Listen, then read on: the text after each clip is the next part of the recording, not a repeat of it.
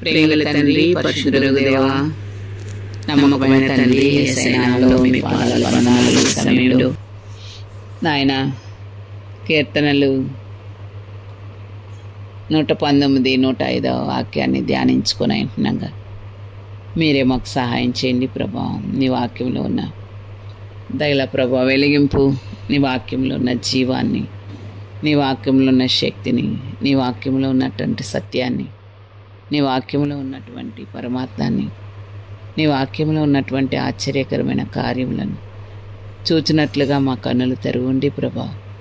వినగలిగే చెవులు ఇవ్వండి, గ్రహించే మనసు ఇవ్వండి, లోబడే స్వభావం దయచేయండి ప్రభా. నీ వాక్యం వెళ్ళేటవాటితోనే వెలుగు కలిగింది నాయన. దయలప్రభ మా హృదయాలు కూడా ఎంతో దయలప్రభ చీకటితో ఉన్నప్పుడు నీ వాక్యపు వెలుగు ద్వారా మమ్మల్ని సంధించిన దేవానికి ఎంత వందనాలు, రక్షించిన నీ ప్రేమకే వందనాలు, వెలుగు సంబంధులుగా మమ్మల్ని చేసిన నీ ప్రేమ అంతటిని బట్టి నీకు ఎంత వందనాలు. వెలిగించబడిన మేము ఏ విధంగా ఉండాలో మీరే మాకు నేర్పించు, కరుణించు. నీ వాక్య భాగాల ద్వారా మాట్లాడు. యేసు ప్రభు నామములో వేడుకొనుచున్నాం తండ్రి, ఆమేన్.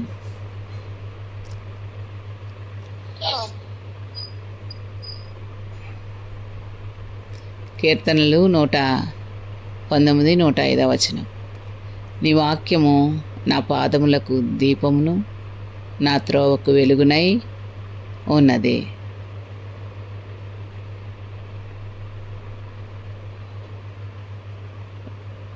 ఆదియందు దేవుడు భూమి ఆకాశములను సృజించెను. ఆదియందు వాక్యముండెను, వాక్యము దేవుని వద్ద ఉండెను, వాక్యమే దేవుడు. కాబట్టి ఆ వాక్యమే లోకాన్ని ఏం చేసింది? వెలిగించింది. ఆ వాక్యమే చేతనే ప్రపంచములు అన్నీ కూడా నిర్మించబడాయని మనము హెబ్రీ 12వ అధ్యాయంలో 11వ అధ్యాయంలో చదువుకుంటూ వచ్చాం. కాబట్టి ఆ వాక్యము ఏమంట? పాదాలకు దీపం అంట, త్రోవకు వెలుగు. ఈ యొక్క లోకయాత్రలో, ప్రయాణాల్లో, జీవిత యాత్రలో మనము ఎలా జీవించాలా, ఎలాగ నడుచుకోవాలా, అన్ని విషయాల్లో మనము తప్పిపోయేవారుగా ఉంటాం. కాబట్టి ఈ లోకయాత్ర ఎంతో కఠినం. గాఢాంధకార తుఫాన్లు ఉన్నాయి. కాబట్టి వీటన్నిటినీ మనము సహించడం అంటే, ఓర్చుకోవడం అంటే, దాన్ని భరించడం అంటే మన చేత కాదు. కాబట్టి ఎంతోమంది ఈ యొక్క జీవిత పోరాటంలో నలిగిపోతూ, కృంగిపోతూ, నిరాశపడుతూ ఇక జీవితాన్ని కూడా చాలించుకొని మరి ఎంతోమంది హతులైపోతున్నారు. తమ జీవితానికి అంతమేదో చూసుకుంటున్నారు. మరణమే అంతం అనుకుంటున్నారు. మరణం తర్వాత ఏముందో ఎరగక ఎంతోమంది నాశనానికి జోగుతూ ఉన్నారు, నాశనానికి దిగజారిపోతున్నారు, అట్లా వెళ్ళిపోతున్నారు. కాబట్టి దేవుని పిల్లలుగా మనం, వెలిగించబడిన మనం ప్రభు యొక్క వాక్యాన్నే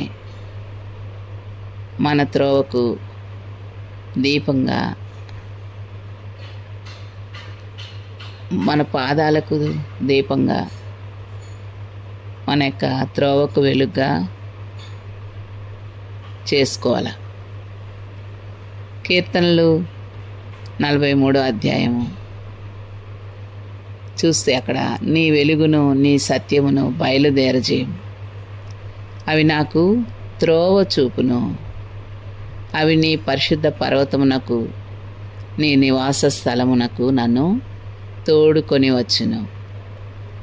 కాబట్టి వెలిగించబడ్డాము, రక్షింపబడ్డాము అనుకుంటూ 1 యోహాను పత్రిక 1 అధ్యాయము దేవుడు వెలుగై ఉన్నాడు, ఆయనలో చీకటి ఎంత మాత్రం లేదు. నేను వెలుగులో నడుచుకొనుచున్నానని చెప్పుకొనుచు చీకట్లో నడిచితే మనము దేవునితో అన్యోన్య సహవాసం ఉండదు. మనము అబద్ధమాడుచు సత్యాన్ని జరిగింపకుందుము. ఆయన వెలుగులో ఉన్న ప్రకారం మనమును కూడా వెలుగులో ఉంటే అప్పుడే దేవునితో మనము అన్యోన్య సహవాసం కలిగి ఉంటాము. కాబట్టి నీ వెలుగు, నీ సత్యము బయలుదేరచే ఆయనతో అట్లా అన్యోన్య సహవాసం కలిగి ఉంటేనే మనము ఎక్కడ చేరగలము? నీ పరిశుద్ధ పర్వతమునకు, నీ నివాస స్థలమునకు నన్ను తోడుకొని వచ్చును. కాబట్టి ప్రభు యొక్క వాక్యం వెలుగులో నడుచుకుంటే మనం సత్యంతో నడుచుకుంటాం. అప్పుడే అవి మనకు త్రోవ చూపించి మనల్ని పరిశుద్ధ పర్వతానికి తోడుకొని పోస్తుంది.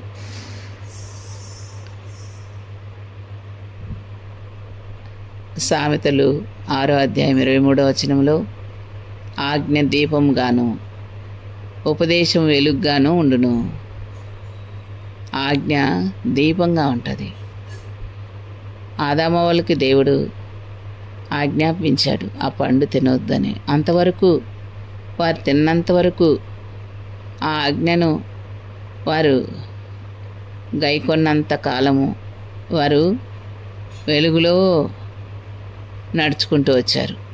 దేవుడు వెలుగు. ఆ వెలుగైన దేవుడు వారితో సహవాసం, అన్యోన్య సహవాసం ఆయనతో కలిగి ఉంటూ వచ్చారు. కాబట్టి ఆ యొక్క ఆజ్ఞను మీరిన తర్వాత ఆ వెలుగు వాళ్ళలో ఉండి వెళ్ళిపోయింది. మహిమ, దేవుని మహిమ వారిలో ఉండి వెడలిపోయింది. వారు చీకటైపోయారు. ఇక వారిలో దేవుని యొక్క సహవాసాన్ని పోగొట్టుకున్నారు. ఇక సత్యంగా నడుచుకోలేకపోయారు. అలాగ త్రోవను తప్పిపోయారు.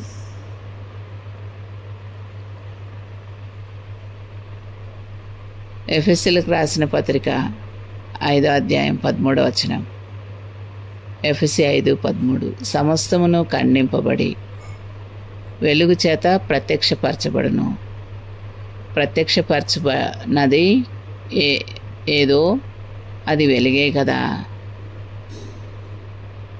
కాబట్టి వెలుగు లక్షణాలు ఇప్పుడు మన ఇంట్లో కూడా ప్రతి ఇళ్ళల్లో, ప్రతి స్థలములో మనం ఏం చేస్తాం? దీపము. అప్పట్లో అయితే దీపం పెట్టుకునేవాళ్ళు. ఇప్పుడు ఈ యొక్క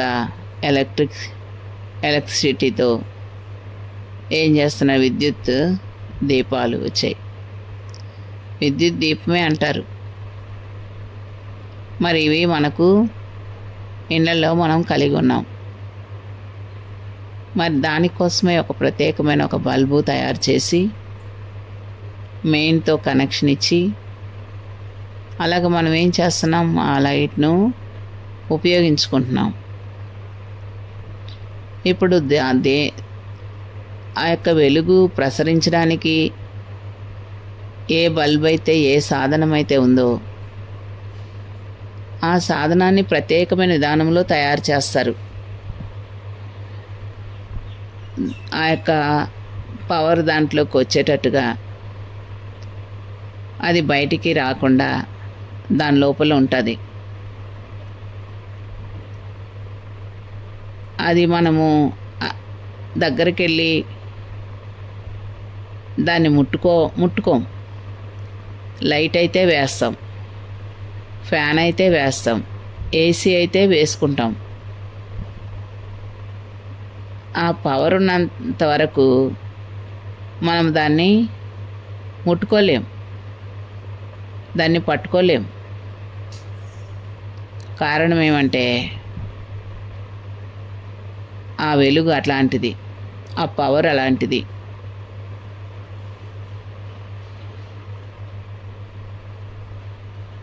మరి మనం కూడా వెలిగించబడ్డాము అన్నప్పుడు మనం ఒక ప్రత్యేకమైన పాత్ర దేవునికి. ఈ యొక్క సాధనము అది ఎటుపడితే అటే ఉంటే కుదరదు. అసలు బల్బు కనెక్షన్ పోతేనే, వైర్ కనెక్షన్ పోతేనే ఎంత మంచి బల్బు అయినా అది వెలగకుండా ఆరిపోతుంది, చీకటిగా అయిపోతుంది. అలాగే మనం కూడా దేవునితో సరైన కనెక్షన్ లేకుండా వైర్ లాగా ఉన్నట్లయితే వెలిగించబడిన దీపం అయినప్పటికీ మన ఆత్మద్వీపము ఏమైపోతుంది? ఆరిపోతుంది. కాబట్టి ఈ ఆత్మదీపం ఆరిపోకున్నట్లుగా మనము దేవునితో ఎల్లప్పుడూ కనెక్ట్ చేయబడాల, అన్యోన్య సహవాసం కలిగి ఉండాల. ఆ వెలుగు ఎలాంటిది అంటే, మనము లోకానికి వెలుగై ఉన్నామంట. ఆ దేవుని చేత వెలిగించబడిన మనము లోకానికి వెలుగై ఉన్నాము. కాబట్టి ఆ వెలుగులో నడుచుకోవడానికి మనుషులు ఇష్టపడతారు. అది చీకటి గల చోట్ల వెలిగించే దీపంలాగా ఉండాలి. మనం వెలిగింపబడిన మనము అనేక చోట్ల వెలుగు ఇవ్వకుండా ఉంటున్నామని పాట పాడుకుంటున్నాం. మరి ఆ వెలుగు ఇష్టపడతాం, కానీ ఆ బల్బుని వెళ్ళి ముట్టుకోం. ఆ యొక్క బల్బును ముట్టుకోం. ఎందుకు? ముట్టుకుంటే ఏమవుతుంది? అందులో కరెంటు పాస్ అవుతూ ఉంటుంది కాబట్టి అది వేడిగా కూడా ఉంటుంది. అది వెలుగుతున్నంత వరకు కూడా ఆ బల్బులు వేడెక్కుతూ ఉంటాయి, అయినా ఏం కావు. కానీ మనుషులు మనము దాన్ని ఏం చేయము, ముట్టుకోం. కాబట్టి నిజంగానే మనము వెలుగుతూ ఉన్నట్లయితే శత్రువు మనల్ని ముట్టుకోడు. శత్రువు అటువంటి వాళ్ళను ముట్టుకోలేడు. వాడు చీకటి. ఆ చీకటి అయింది, అక్కడికి రాలేంది. వెలుగున్న దగ్గర చీకటి రాదు. మనము వెళ్ళి మనము అన్యోన్య సహవాసం లేకుండా కనెక్షన్ పోగొట్టుకొని చీకట్లో ఉంటే అప్పుడు చీకటి మనల్ని ఏలుతుంది. కాబట్టి మనలో చీకటి సంబంధమైనవి ఏమున్నాయో పరీక్షించుకొని సరి చేసుకోవాలి. కాబట్టి సమస్తమును ఖండింపబడి, దేని చేత ఖండింపబడుతుంది? వెలుగు చేతనే. ఆ వెలుగు ఉంటేనే. లైట్ ఆఫ్ అయిపోతే ఏదీ కనపడదు. కాబట్టి సమస్తము వెలుగు చేత ఖండింపబడి, ఏదైనా అక్కడ ఉండరానివి ఉంటే ఆ వెలుగు చూపిస్తుంది. అక్కడ మురికున్నా, అక్కడ గుంటున్నా, అక్కడ కంపు ఉన్నా, అక్కడ ఏదున్నా ఆ వెలుగు చేత మనము అడ్డుబండలున్నా అవన్నీ వెలుగు చేత ఖండింపబడి ప్రత్యక్షపరచబడుతుంది. ప్రత్యక్షపరిచినది ఏదో అది వెలుగే. కాబట్టి మనలో ఏవే ఉన్నాయో దేవునికి ఇష్టం లేనివి అవన్నీ కూడా చూపించేది ఎవరమ్మా? వెలుగే. వెలుగెవరు? ఆయన యొక్క వాక్యమే. యోబు గ్రంథం 29:3 అప్పుడు ఆయన దీపము నా తలకు పైగా ప్రకాశించెను, ఆయన తేజము వలన నేను చీకటిలో తిరుగులాడుచుంటిని. అప్పుడు ఆయన దీపము నా తలకు పైగా ప్రకాశించెను, ఆయన తేజము వలన నేను చీకటిలో తిరుగుచుంటిని.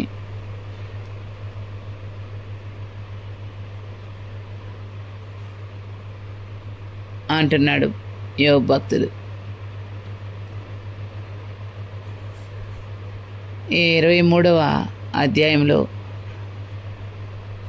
యోబు ఇంకొకసారి ఉపమాన రీతిగా ఇట్లాను, పూర్వకాలము నా ఉన్నట్లు నేనున్న ఎడల ఎంతో మేలు, దేవుడు నన్ను కాపాడుచుండిన దినములలో ఉన్నట్టు నేనున్న ఎడల ఎంతో మేలు.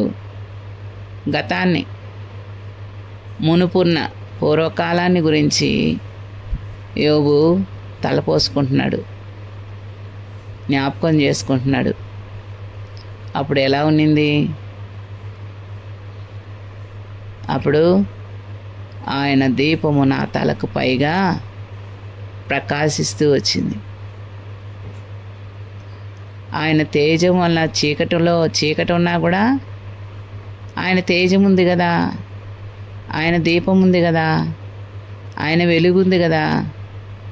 కాబట్టి నేను చీకటిగా ఉన్నా కూడా నేను తిరుగులాడగలుగుతూ వచ్చాను.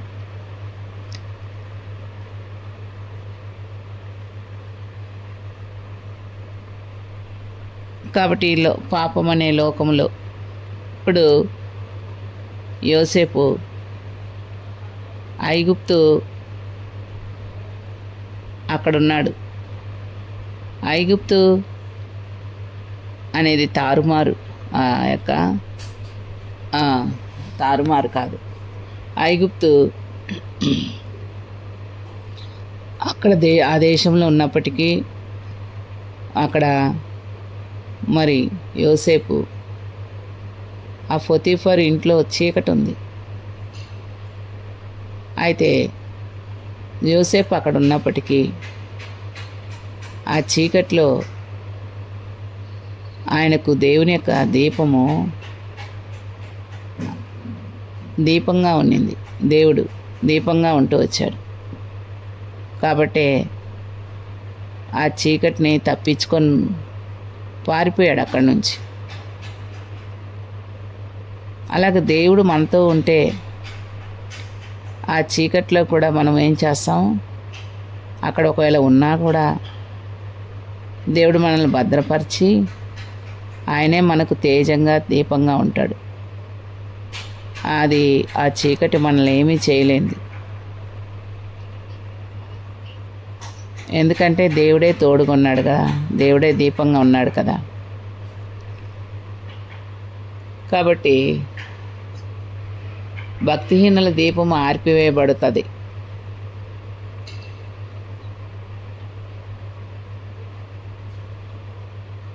అయితే దేవుని పిల్లలుగా మనకు ఆయన దీపం. కాబట్టి మీకా కూడా అంటాడు, మీకా గ్రంథంలో 7వ అధ్యాయంలో, నా శత్రువా నా మీద అతిశయపడొద్దు, నేను క్రింద పడినా కూడా తిరిగి లేస్తాను, నేను పాపం చేశాను, అందుకే నేను చీకట్లో కూర్చున్నాను, దేవుడు నాకు వెలుగుగా ఉంటాడు అంటాడు. కాబట్టి పిల్లలుగా మనం ఒకేలా మరి పొరపాటున మరి తెలుసో తెలియకో చీకట్లో వెళ్ళిపోయినా ప్రభువు ఏం చేస్తాడమ్మా? మనల్ని శిక్షించి సరిచేసి మళ్ళా ఆయన వెలుగులోనికి నడిపిస్తాడు. కానీ చేసిన తప్పిదాన్ని బట్టి శిక్ష అనేది ఉంటుంది. కాబట్టి ఆయన నన్ను వెలుగులోనికి తెచ్చును అంటాడు భక్తుడు, మీకా గ్రంథము. కాబట్టి వెలుగులోనికి తీసుకొచ్చే వరకు కొన్నిసార్లు మనకు ఎట్లుంటుంది? దేవుడు మనతో ఉన్నా కూడా మనము మన తప్పిదాన్ని బట్టి మనము చీకటిలో ఉన్నట్టుంటుంది. అదంతా చీకటిగా ఉన్నట్టుంటుంది, మనకు చుట్టూ చీకటిగా ఉన్నట్టుంటుంది, ఏమి తోచదు, దిక్కు తోచదు. కానీ దేవుడు మనతోనే ఉంటాడు, మనతోనే ఉంటాడు, విడిచిపెట్టడు.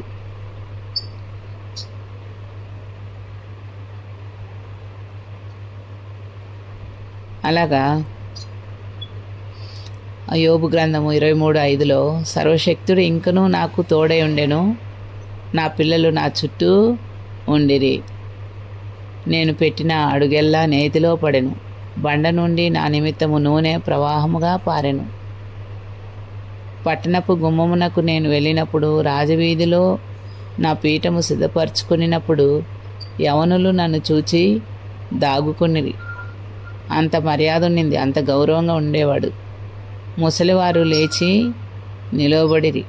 అధికారులు మాట్లాడటం మాని నోటి మీద చేయి వేసుకునేది అధికారులంట. కాబట్టి మనము వెలుగులో నడుచుకునేటప్పుడు మనల్ని చూచిన వారికి కూడా అలాంటి భయం ఉంటుంది. ఎలాగైతే వెలుగును చూస్తే దాన్ని ముట్టుకోవడానికి భయపడతామో, వెలుగు దగ్గరికి రావడానికి ఇష్టపడతాం, కానీ ఆ వెలుగును చూచినప్పుడు మన హృదయాలకు కూడా ఎంతో సంతోషంగా ఉంటుంది. ఈ యొక్క యోబు అలా ఇప్పుడు కూడా దేవుడు తోడుగా ఉన్నాడు, కానీ ఏమనుకుంటున్నాడు, అయ్యో నాకు చీకటి, ఆ యొక్క శ్రమలు కష్టాలు బాధలను బట్టి నన్ను చీకటి ఆవరించింది అనుకుంటున్నాడు. కానీ దేవుడు అతనికి తోడుగానే ఉన్నాడు. మరి అప్పట్లో అంట ప్రధానులు మాట్లాడక ఊరుకునే వాళ్ళంట. వారి నాలుక వారి అంగిలికి అంటుకొనెను. నా సంగతి విని చెవిని పడిన ప్రతివాడు నన్ను అదృష్టవంతునిగా ఎంచెను. నేను కంటబడిన ప్రతివాడు నన్ను గూర్చి సాక్ష్యమిచ్చెను. ఏలైనగా మొరపెట్టిన దీనులను, తండ్రి లేని వారిని, సహాయము లేని వారిని నేను విడిపించి తిని, నశించుటకు సిద్ధమై ఉన్న వారి దీవెన నా మీదికి వచ్చెను. విధవరాండ్ర హృదయమును సంతోషపెట్టి తిని, నేను నీతిని వస్త్రముగా ధరించుకొని ఉంటిని కనుక అది నన్ను ధరించెను. చూసారా, నీతిని వస్త్రంగా ధరించుకున్నాడంట యోబు, కాబట్టి అది నన్ను ధరించెను.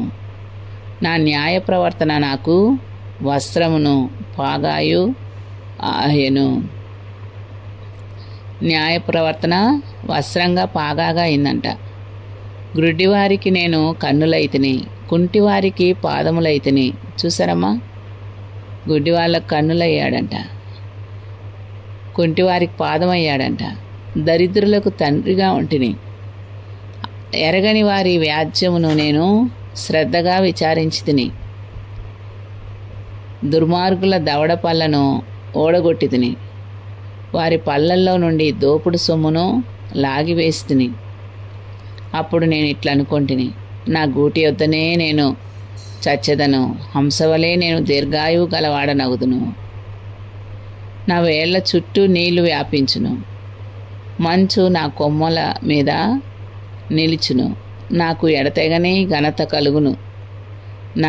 నా చేతిలో నా విల్లు ఎప్పటికీ బలముగా ఉండును. మనుషులు నాకు చెవియొగ్గి నా కొరకు కాచుకునిరి, నా ఆలోచన వినవలనని మౌనముగా ఉండిరి. నేను మాట్లాడిన తర్వాత వారు మారుమాట పలకకుండిరి.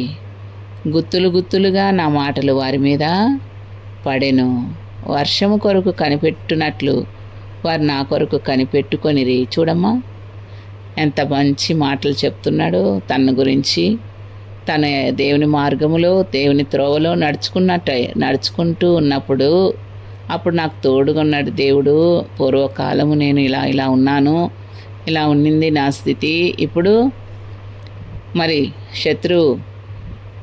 శోధనలు వచ్చినప్పుడు ఇప్పుడేమనుకుంటున్నాడు, దేవుడు మాత్రం విడిచిపెట్టలేదు, దేవుని వెలుగుంది, కానీ ఈయన ఉన్న కష్టాలు బాధలు వీటన్నిటిని బట్టి నేను ఇప్పుడు ఇలా అయిపోయాను అనుకుని బాధపడుతున్నాడు. వారు వెడల్పుగా నోరు తెరుచుకునిరి, వారు ఆశారహితులై ఉండగా వారిని దయగా చూచి చిరునవ్వి నవ్వి తిని, నా ముఖ ప్రకాశం లేకుండా వారేమీ చేయరైరి. నేను వారికి పెద్దనై కూర్చుండి వారికి మార్గములను ఏర్పరిచి తిని, సేనలో రాజు వలెను, దుఃఖించు వారిని ఓదార్చువాని వలెను నేనుంటిని. చూసారా, ఇలాగా వెలుగులో నడుచుకుంటున్న బిడ్డల ద్వారా ఇలాంటి కార్యాలన్నీ జరుగుతాయి. ఇలాగ దేవుడు అనేకులకు ఆశీర్వాదకరంగా చేస్తాడు.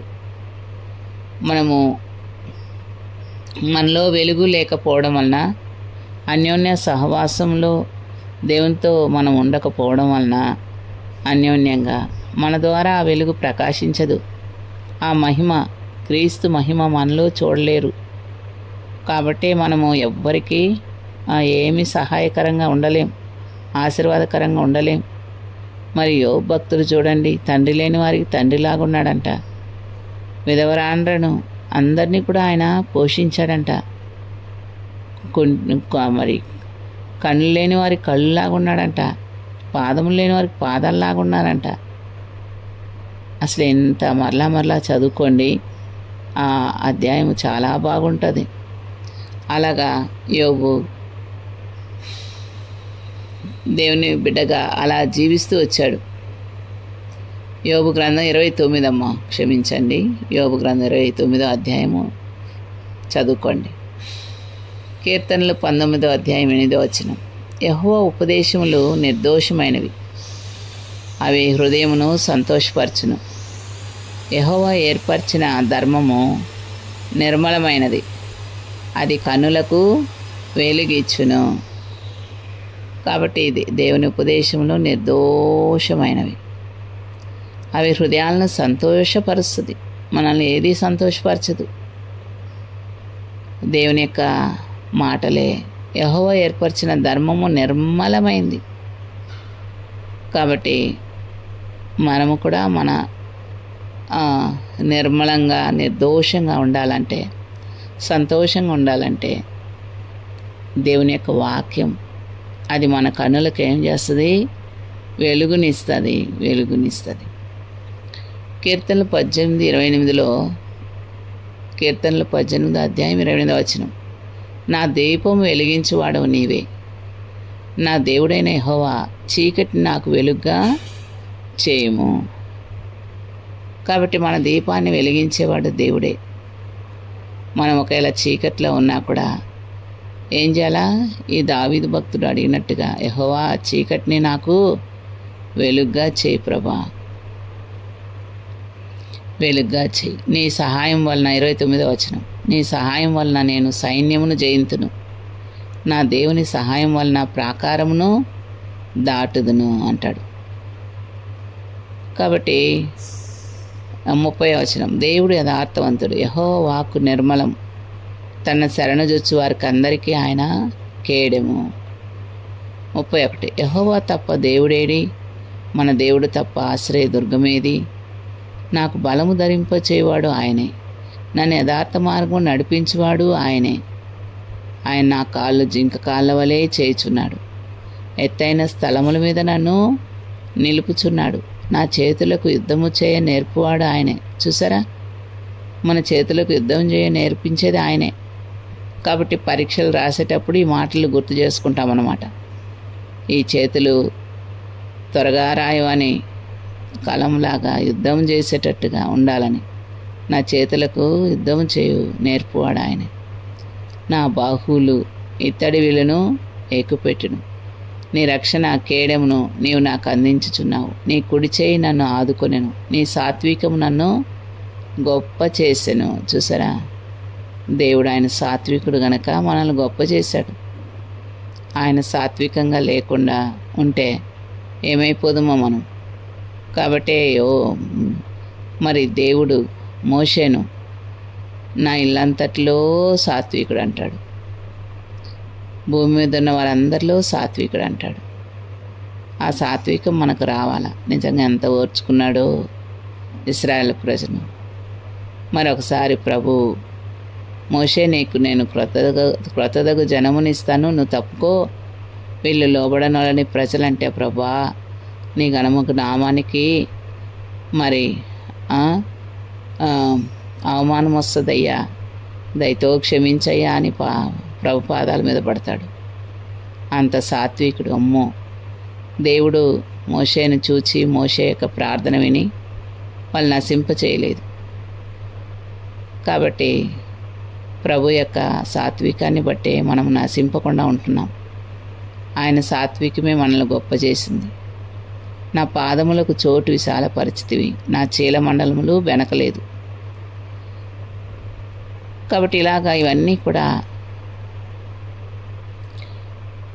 38 వారు నా పాదముల క్రింద పడుదురు, వారు లేవలేకపోనట్లు నేను వారిని అనగదొరుకుదును. యుద్ధమునకు నీవు నన్ను బలము ధరింపచేస్తివి, నా మీదికి లేచిన వారిని నీ నా క్రింద అణచివేస్తివి. ఇవన్నీ ఎప్పుడు?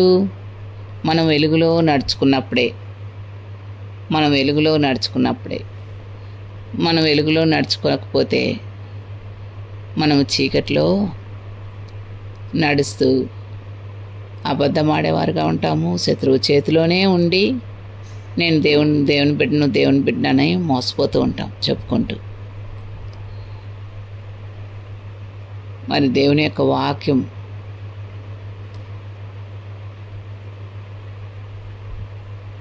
ప్రభు వాక్యమే. ఒక వచనం చదువుదాం. 2 పేతురు 1:19. మరియు ఇంతకంటే స్థిరమైన ప్రవచన వాక్యం మనకున్నది. తెల్లవారి వేకుచుక్క మీ హృదయములలో ఉదయించు వరకు ఆ వాక్యము చీకటి గల చోటున వెలిగిచ్చు దీపమైనట్టున్నది. దాని యందు మీరు లక్ష్యం ఉంచిన యెడల మీకు మేలు. దాని యందు లక్ష్యం ఉంచాల. దేవుని వాక్యమే. దేవుని వాక్యమందు లక్ష్యం ఉంచాల. దేవుని వాక్యాన్ని బాగా చదవాల. ఇక్కడ చూస్తే మరి పేతురు, యోహాను, యాకోబులు దేవునితో పాటు ఆ యొక్క రూపాంతర కొండ మీదకి వెళ్ళినప్పుడు అక్కడ మోషే, ఏలియా, ప్రభు ముగ్గురు మాట్లాడుతున్న దృశ్యాన్ని చూచారు. ప్రభా, మనం ఇక్కడే ఉంటాము, ఇక్కడ మీ ముగ్గురికి ఒక మీకు పర్ణశాల గడతామంటారు. అంత గొప్ప దర్శనం చూసిన తర్వాత మరి అక్కడ యేసుప్రభు ఒక్కరే ఉంటారు. మేము యేసుని తప్ప మరి ఎవరిని చూడలేదంటాడు పేతురు. కాబట్టి ఇక్కడ ఆ మాటలే చెప్తున్నారన్నమాట. 17వ వచనంలో 2 పేతురు 1:17 ఆయన మహత్యమును మేము కనులారా చూచిన వరమై తెలిపితిమి. ఆయన మహత్యాన్ని చూశారు. ఈయన నా ప్రియ కుమారుడు, ఈయన యందు నేను ఆనందించుచున్నాను అను శబ్దము మహాదివ్య మహిమ నుండి ఆయన యొద్దకు వచ్చినప్పుడు తండ్రి అయిన దేవుని వలన ఘనతయు మహిమయు ఆయన పొందగా మేము ఆ పరిశుద్ధ పర్వతం మీద ఆయనతో కూడా ఉండిన వారమై ఆ శబ్దము ఆకాశం నుండి రాగా వింటిమి. మరియు ఇంతకంటే స్థిరమైన ప్రవచన వాక్యం మనకున్నది. కాబట్టి వాళ్ళు అంతటి మహిమను చూచినప్పటికీ, అంతటి మహత్యాన్ని చూచినప్పటికీ ఏమంటున్నారమ్మా దేవుని వాక్యాన్ని గురించి? ఇంతకంటే స్థిరమైన ప్రవచన వాక్యం మనకున్నది.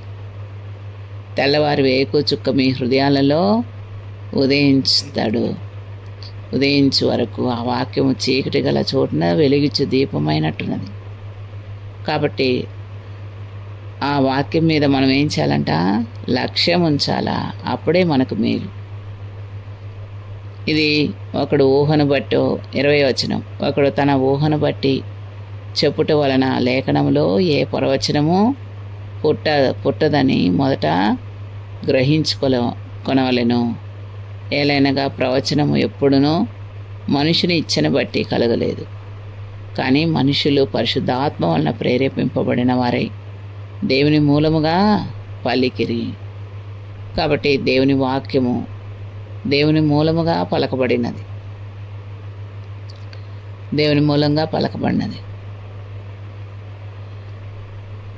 కాబట్టి మోషే ఈ సమస్త కార్యాలను చేయడానికి దేవుడే నన్ను పంపాడు అని, ఇది నా అంతట నేనే చేయలేదని దీనివల్ల మీరు తెలుసుకుంటారంటాడు.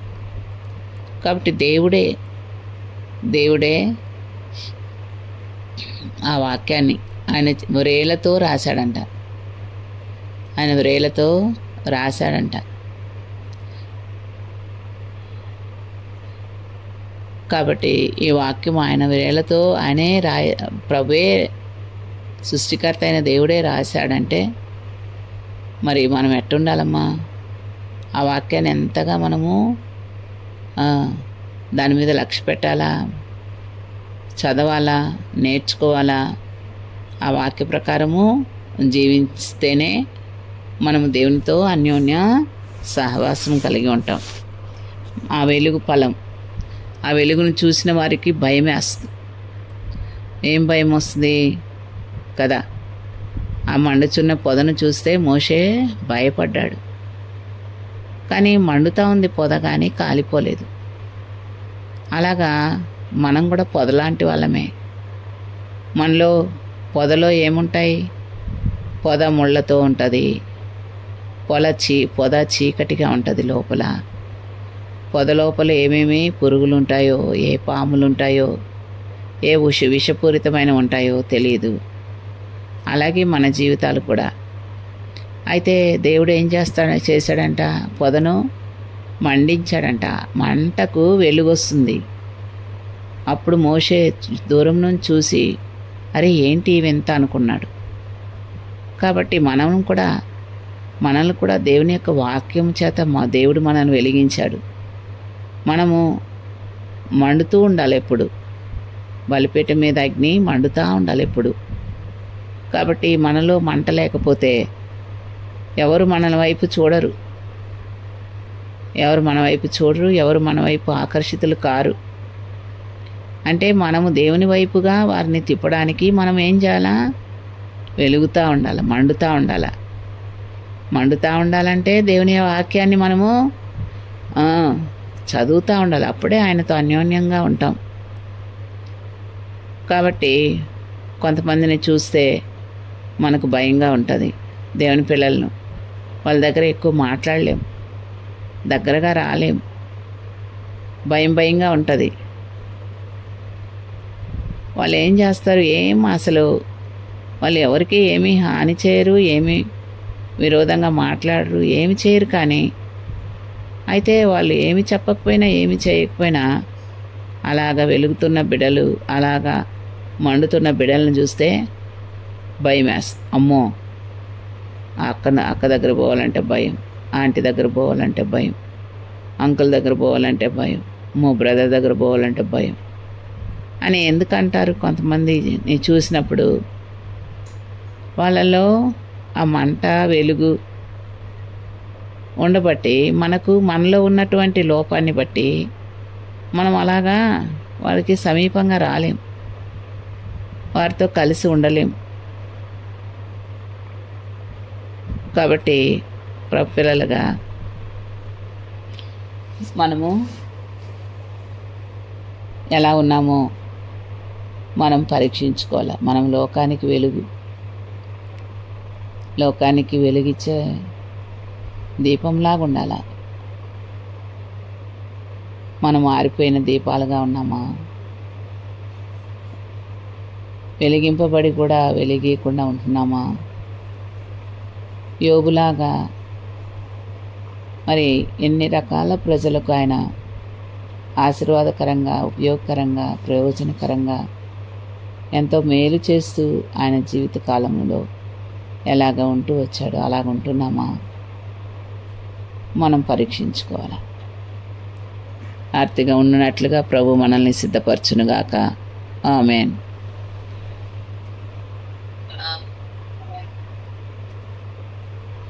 ప్రియమైన తండ్రి, పరిశుద్ధుడగు దేవా, యేసు ప్రభు నామములో వందనాలు చెల్లిస్తున్నాం. ఈ ఉదయకాల సమయంలో మీరు వెలుగును గురించి మాట్లాడుతూ వచ్చారు. వెలుగు ఫలము దయగల తండ్రి, మా ప్రియమైన ప్రభా, మీరు వెలుగైన దేవుడు మమ్మల్ని వెలిగించారు. మేము అనేకులకు దయగల ప్రభా అయ్యా, ఆ వెలుగు దగ్గరికి నడిపించేవారు ఉండాలని మమ్మల్ని కూడా వెలిగించారు. మా జీవితాలు ఎలా ఉంటున్నాయో మేము వెలిగించబడిన వారమై, నాయన నేను వెలుగులో నడుచుకొనిచున్నాను అని చెప్పుకొనొచ్చు చీకట్లో నడిచినట్లయితే మాలో ప్రభా సత్యం ఉండదని. కాబట్టి నా ప్రభా మీరు జ్ఞాపకం చేస్తూ వచ్చారు. యోగ భక్తుని మా జీవితంలో మాకు మాదిరిగా ఉంచారు. మీకు ఎంతో వందనాలు. ఆర్తిగా జీవించడానికి మాకు సహాయం చేయి. వాక్యాన్ని మీరే నీరు కట్టి ఫలింపులోకి తీసుకురమ్ము. యేసు ప్రభువు నామములో వేడుకొనుచున్నాం తండ్రి, ఆమేన్. ఆమేన్.